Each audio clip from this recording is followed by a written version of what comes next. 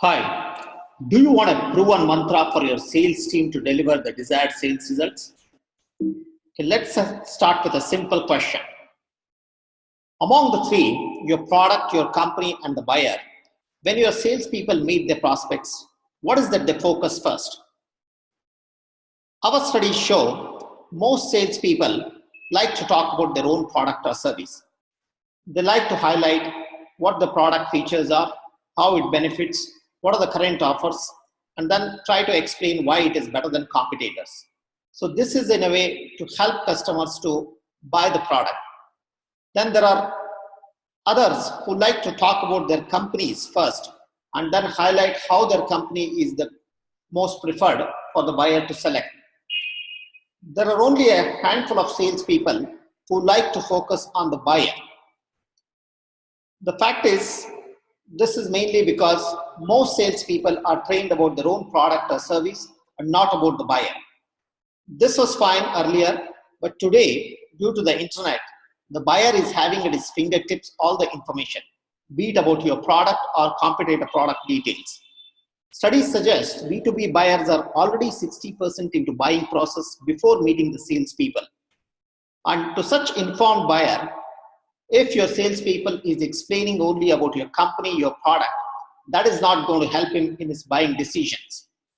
What buyer is keen is to find a solution to the problem he is facing, and that too in the least amount of the time. So the selling must become more about the buyer than the seller. So salespeople must adapt to this new buying pattern.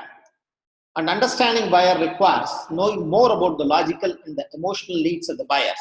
And only when salespeople who understands buyers can offer solution meeting his unique needs and which is better than competitors.